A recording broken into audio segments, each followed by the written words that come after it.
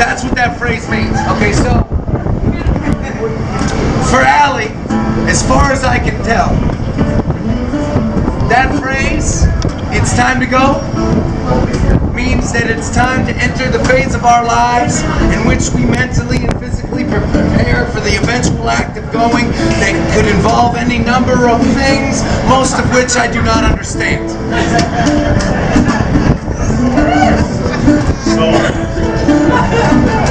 Like I said, I forgot about this. I put on my shoes and my jacket and I stood by the front door like an asshole for 10 minutes. Allie was nowhere in sight. And I started to get that feeling. I don't know if you've ever had that feeling. That heat rising up the back of my neck. That little voice that was saying something along the lines of, "This doesn't make any fucking sense," right? But then, my better self took charge. My better self took control. And my better self reminded me that it didn't matter where we were going. It wasn't important. And you know what? For everything she does, it drives me crazy. There are probably 9 or 10 things that I do that drive her up the wall. And if we can't enjoy these quirky differences, if we can't enjoy this ride, then what's the fucking point of anything? And with my newfound good attitude, I walked back inside. I took off my jacket. I walked over to the couch and I sat down. I broke out my phone. I read a couple news articles. I sent out a couple emails. I played a game of words with friends with my mother. I lost time. I lost track of time like we so often do when we're sitting on a couch with our phone in our hand, and suddenly I looked up at the top of the phone, the part of the phone that had the clock on it, and that clock told me I'd been sitting on that couch for like 20-25 minutes. I decided to take action. I got up off the couch and I walked across the apartment where I found Allie on the computer.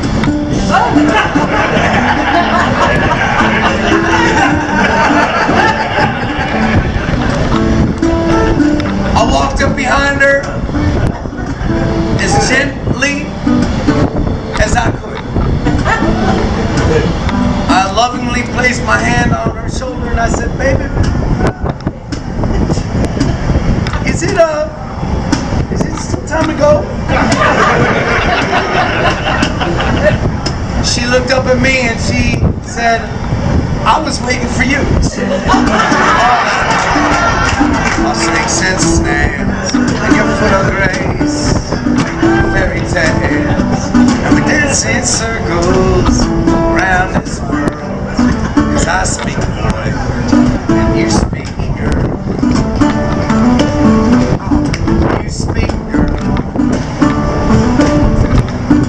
and I speak, and you speak, and I speak, and you speak, yeah.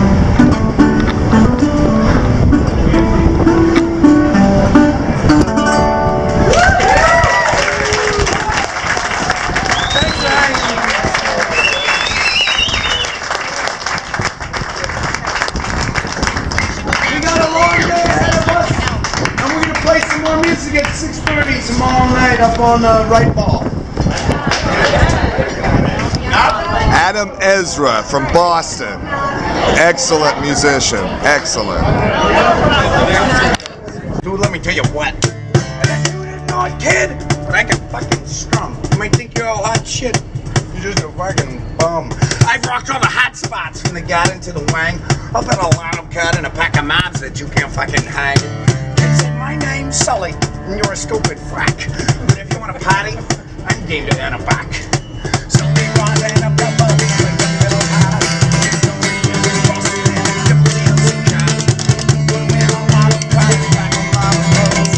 If you lose it, they'll get your soul.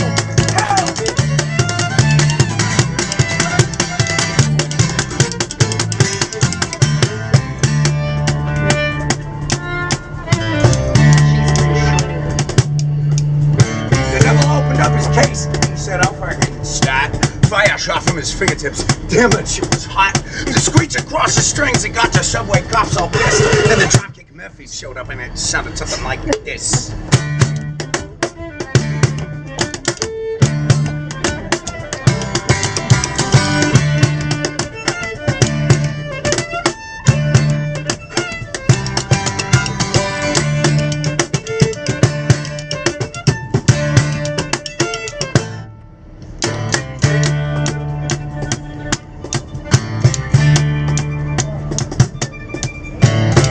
Say great job, but I hear that shit like every hour.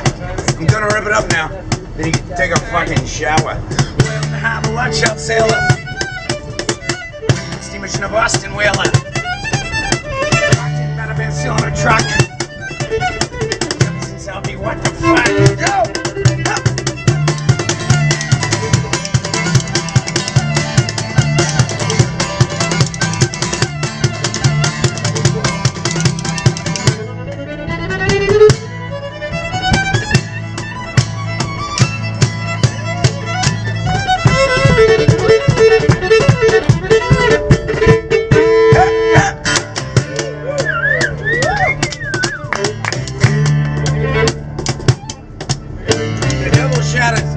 Because he knew he'd just been tossed. He started chugging vodka to soften up the loss. So he shouted, devil, come on back if you ever want to press your luck. I told you once you had on, you're a wicked, stupid fuck.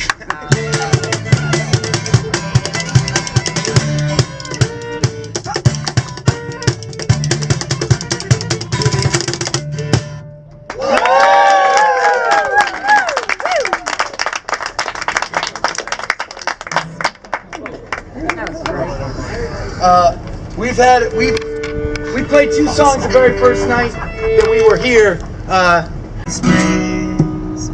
Before it's gone.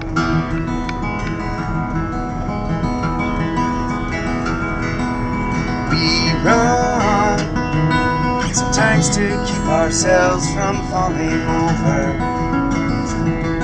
in the darkness around.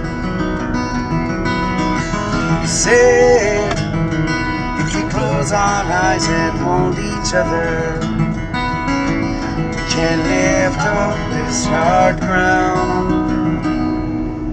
Both of our voices trailing out through this afternoon. Love falls in circles. We can only feel before it's gone.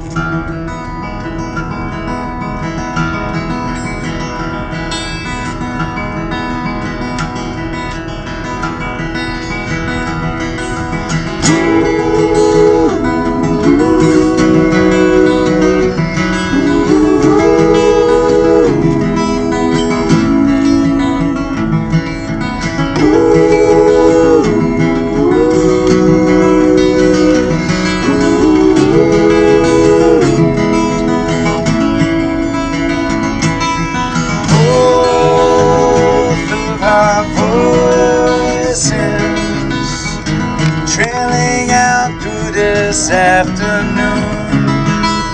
Love falls in circles.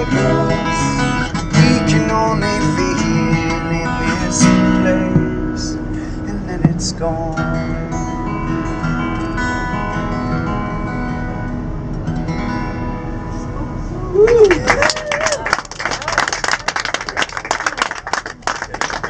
That was beautiful.